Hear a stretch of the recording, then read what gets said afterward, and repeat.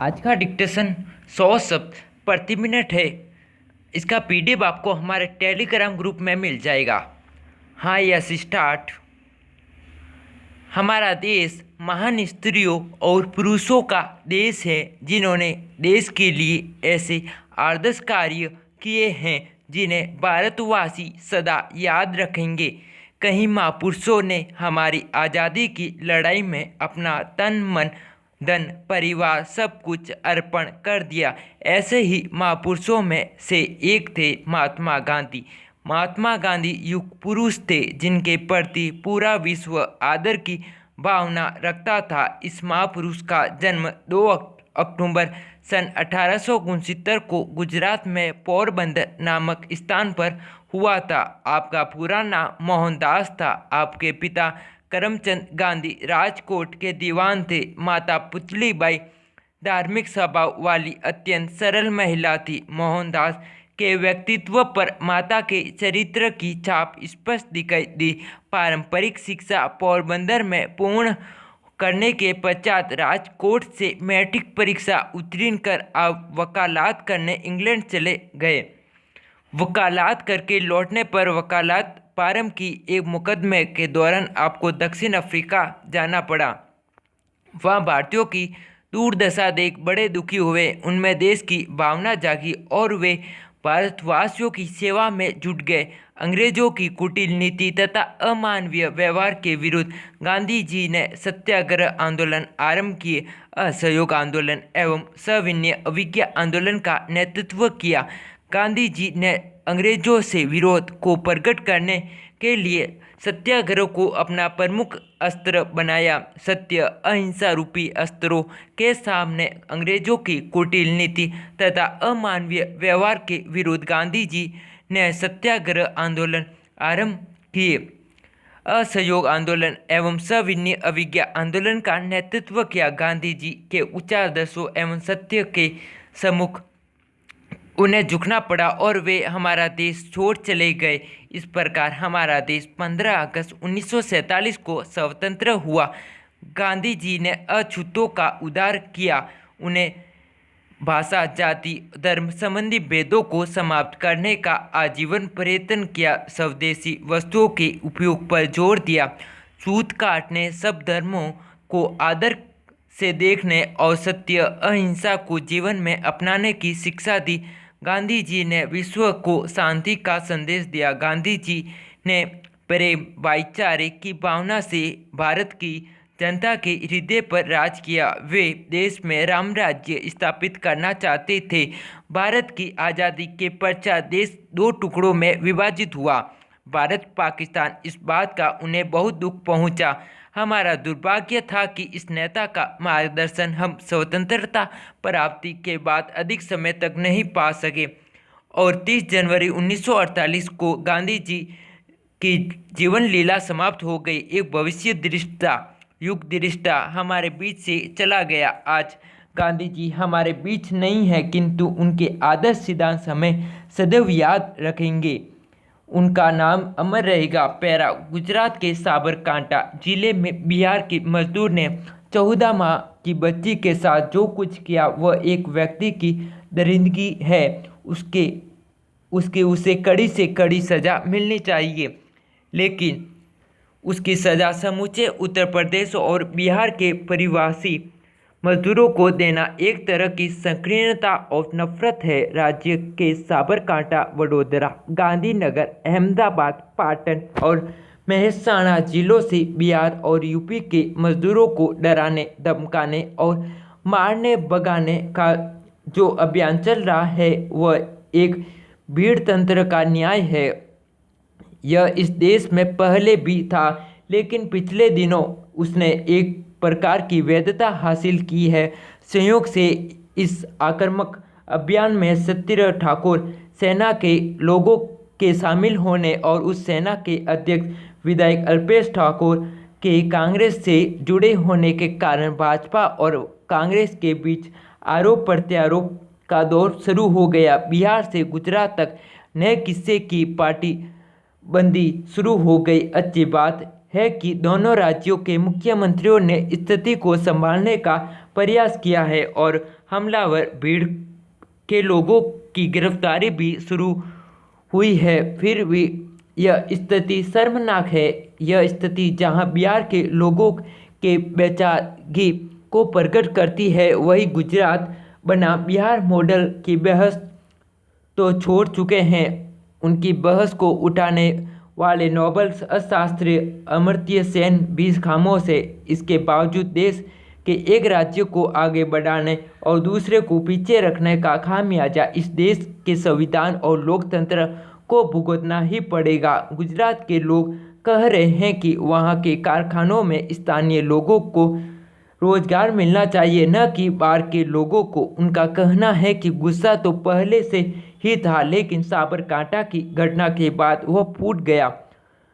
इस देश के आधे अधूरे औद्योगिकरण की यह बड़ी विडंबना है कि उत्तर प्रदेश और बिहार जैसे बड़े और पिछड़े राज्य मजदूर सप्लाई करने की नर्सरी बनकर रह गए। औद्योगिकरण के इसी ढांचे पर सवाल उठाते हुए कभी महात्मा गांधी ने हर गांव को आत्मनिर्भर बनाने की बात की थी। गुजरात में पनप रही नफरत और संकीर्णता तो बुरी है ही, लेकिन उत्तर प्रदेश और बिहार की गरीबी भी संज्ञेय नहीं है। विकास के इस असंतुलन को दूर किए बिना इस तरह की स्थिति उपस्थिति रहेगी। पिछले 1.5 साल में भारत में महत्वपूर्ण नीतिगत सुधार लागू किए जाते समय रियल एजेंट ने टिके रहने की अत्यधिक क्षमता दिखाई है। इन नीतियों व सुधारों से सतत वृद्धि के लिए बहुत अच्छा वातावरण बनाया। फिर भी कुछ महत्वपूर्ण कदमों से आखिर बिंदु तक फायदा पहुंचाना और आसान हो सकता है। पहली बात तो जीएसटी की दर 60 वर्ग मीटर के मकानों तक ही नहीं बल्कि सारे सेगमेंट में 12 से घटाकर 8% करनी होगी। आवास के व्यवसाय में सबसे महंगी कमोडिटी है ज़मीन। इस पर 33% रिबेट बहुत ही कम है। इसे कम से कम महानगरों के लिए 7% करना चाहिए, तभी 2022 तक सभी के लिए आवास का लक्ष्य हासिल किया जा सकेगा। फिर अधिकारियों का हस्तांतरण व संयुक्त विकास के करार में लाभ का उद्देश्य नहीं होता। पहले इसे सेवा कर से छूट थी तो जीएसटी से भी छूट मिलनी चाहिए। झुग्गियों के पुनर्वास संबंधी परियोजनाओं के आवास इकाई बिना किसी मुनाफे के झुग्गीवासियों को ही सौंप दी जाती हैं, इन्हें भी छूट मिलनी चाहिए। सबको सस्ते आवास में एक बांधा है प्रोजेक्ट में देरी से लागत बढ़ती है। एक ही खिड़की से सारी मजदूरियां मिलने की व्यवस्था इसका समाधान है। विश्व बैंक ने बिजनेस करने की आसानी के मामले में हमें 190 देशों में 181वें स्थान पर रखा है। इस एक सुधार से रियल एजेंट कीमतों में भारी कमी आएगी। 2022 तक सबके लिए आवास को साकार करना है तो जैसे मकान खरीदने वालों के लिए फाइनेंस की मुक्त व्यवस्था है, वैसे ही डेवलपर के लिए लैंड फाइनेंसिंग की व्यवस्था जरूरी है। फिलहाल उनके विकल्प सीमित है, कहीं विकल्प होंगे तो फिर किफ़ायती आवास इकाइयों की संख्या दोगुनी हो जाएगी और हर भारतीय के सिर पर छत का सपना तेजी से आगे बढ़ेगा। फिर घर खरीदने वालों के हित में मजदूर डेरा रियल एजेंट नियामक प्राधिकरण कानून जरूरी है। खरीदार की शिकायत सुनने और उनके प्रश्नों के समाधान के लिए सभी राज्यों में अपील ट्रिब्यूनल गठित करने की सख्त जरूरत है। महाराष्ट्र में रेरा के तहत सुलह की पैनल बनाई गई है। हर राज्य में ऐसा हो तो मामले ऊंची अदालतों में जाने की संख्या घटेगी। इस पैनलों को 45 दिन में मामले सुलझाने होते हैं।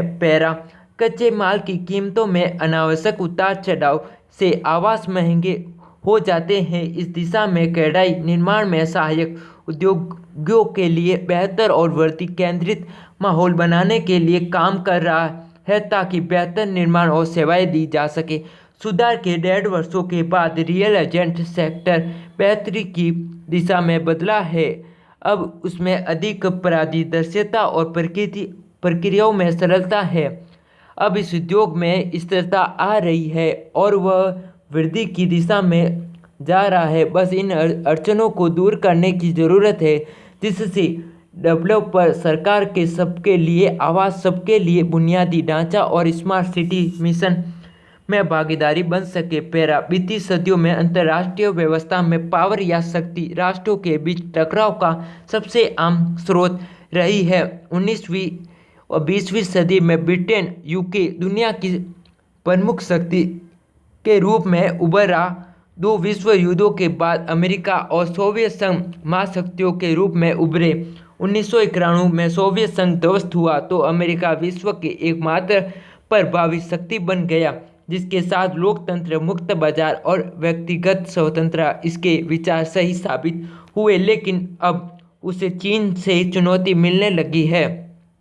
इन नई प्रतिद्वंद्विताओं के बीच भारत ने विश्व मंच पर आने में कुछ रुचि दिखाई है। अमेरिका के राजनीतिक विज्ञानी जोसेफ ने अंतर्राष्ट्रीय स्तर पर पावर के मोटे तौर पर 3 पैमानों पर देखते हैं: आर्थिक शक्ति, सैन्य शक्ति और सांस्कृतिक शक्ति। सॉफ्ट पावर, जहां पहले दो आप अपने आप में स्पष्ट हैं। सॉफ्ट पावर किसी राष्ट्र की सांस्कृतिक व राजनीतिक मूल्यों में अंतर्राष्ट्रीय व्यवस्था में बुनाने की योग्यता होती है। आर्थिक स्तर पर 7% की दर पर वृद्धि करने और जीडीपी के हिसाब से छठा सबसे बड़ा देश बनकर भारत सराहना का हकदार है। लेकिन क्रेडिट सुइस की 2016 की रिपोर्ट के मुताबिक भारत के शेष 1% लोगों के पास 58.7% आय है, जो रूस के बाद सबसे अधिक है। अमर्त्य सेन ने एन अनसर्टेन गैलरी में भारत के मौजूदा आर्थिक मॉडल की आलोचना की है, जिसमें वृद्धि के फायदे केवल कुछ को ही मिल रहे हैं और शिक्षा का स्वास्थ्य जैसी सेवाएं उदासीनता का शिकार हो गई है। भारत में पिछले 10 वर्षों में महिला श्रमबल की भागीदारी 9% गिरी है।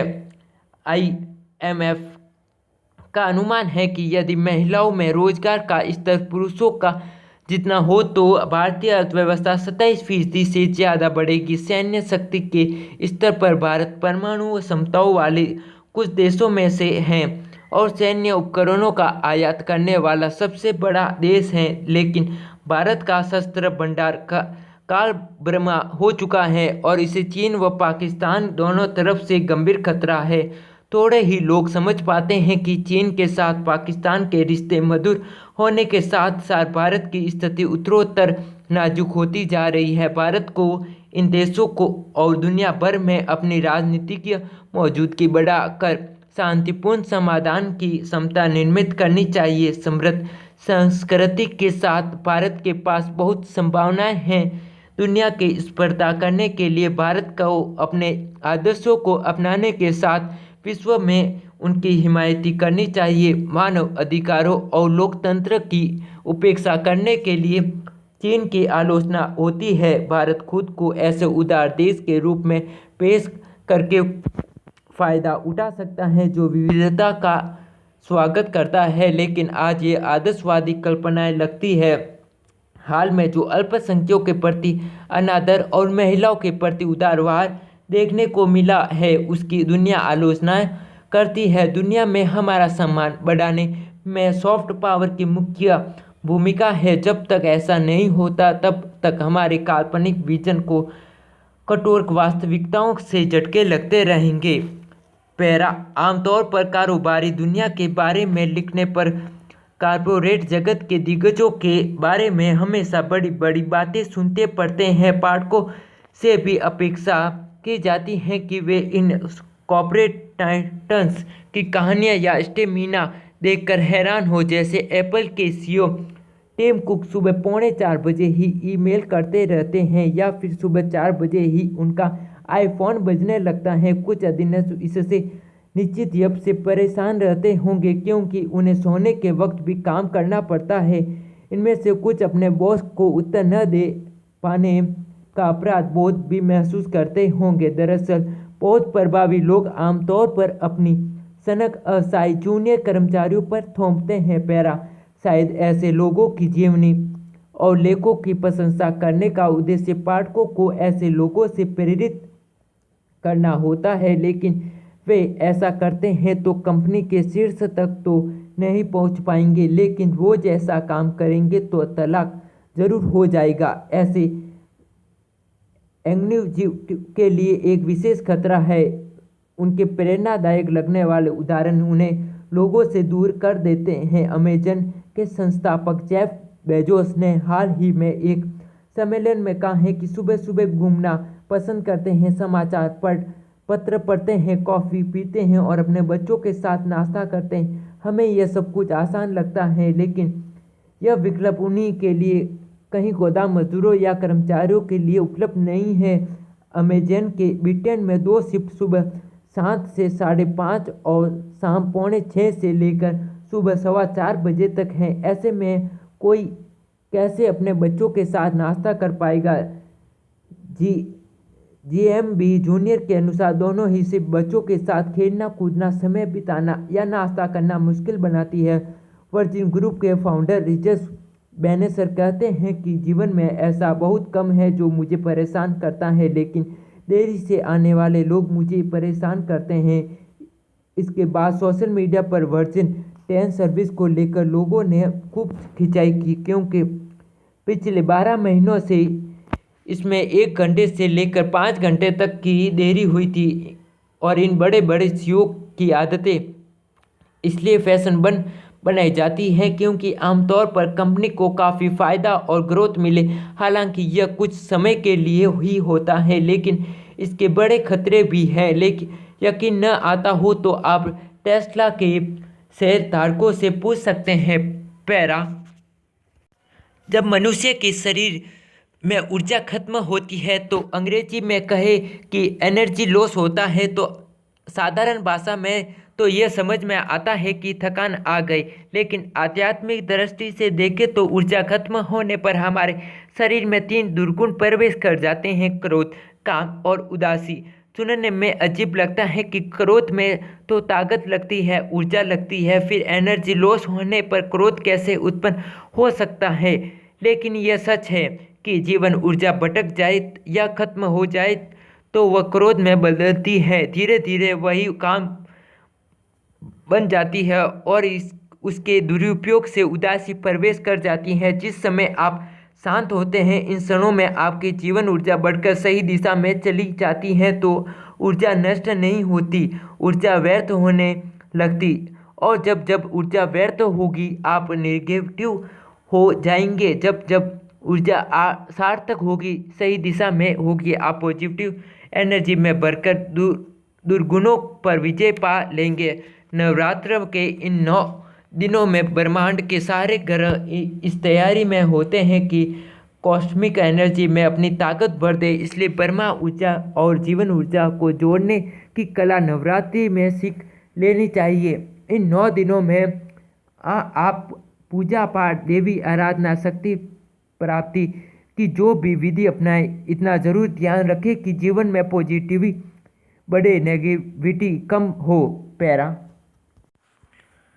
पंजाब में रविवार को अमृतसर के बाहरी इलाके के आदिलीवाल गांव में निरंकारी प्रार्थना सभा पर ग्रेनेड में हमला 13 अप्रैल 1978 को हुए उस हमले की याद ताज़ा कर देता है, जिसके बाद पंजाब में आतंकवाद का खूनी अध्याय शुरू हुआ था। हालांकि यह अभी दावे के साथ नहीं कहा जा सकता कि रविवार को हुआ यह हमला किसने किया, लेकिन इस बात से इनकार कोई भी नहीं कर रहा है कि यह एक आतंकी कार्रवाई है। इसी नाते मुख्यमंत्री कैप्टन अमरिंदर सिंह ने इस घटना का सुराग देने वाले को 50 लाख रुपए का इनाम देने का ऐलान किया। यह अनुमान सरकार को भी है कि सरकार के बाहर बैठे लोगों को भी कि पिछले कुछ दिनों से पंजाब में डेरा सच्चा सौदा संघ, शिवसेना और ईसाई संगठनों से जुड़े कार्यकर्ताओं पर हमले हो रहे हैं और सामुदायिक तनाव पैदा करने की साजिश पर काम चल रहा है। इस हमले के पीछे कश्मीर और खालिस्तानी दोनों किस्से के उग्रवादियों के हाथ होने की शंका जताया जा रहा है। पिछले 4 दिनों से इसलिए रेड अलर्ट भी था कि अंसार गजावत अल हिंद का उग्रवाद अनवर मूसा अमृतसर और गुरदासपुर के इलाके में टहल रहा है, इसीलिए कोई हरकत हो सकती है। इन गतिविधियों को पिछले दिनों गुरदासपुर, पठानकोट और अमृतसर में हुए आतंकी हमले और विस्फोट की घटनाओं से जोड़कर भी देखा जा रहा है। पिछले 18 महीनों से सरकार ने 15 आतंकी साजिशों को बेकार किया है। अनुमान है कि पाकिस्तान पर अफगानिस्तान के तालिबानी संगठनों को काबू में करने का दबाव अमेरिकी की ओर से बन रहा है। ऐसे में वह आतंकी संगठनों को भारत में छाया युद्ध के लिए झोंकना चाहता है। यह आईएसआई की एक नई साजिश है जिसे वह 80 के दशक की पुरानी साजिश की टूटी कड़ियों से जोड़ने की फिराक में है। आतंकवाद के रक्त रंजित अध्याय के बाद पंजाब में शांति बहाल तो हुए, लेकिन खालिस्तान में यकीन करने वाले और जनरल सिंह भिंडरावाले की तस्वीर लगाने वाले लोगों की खामोश मंडली आज भी वहाँ है। पंजाब में पिछले दिनों जनमत संघ के मांग उठी है। गुरु ग्रंथ साहिब से जोड़कर ईसा निंदा संबंधी कानून की पहल उसी सोच का परिचायक है।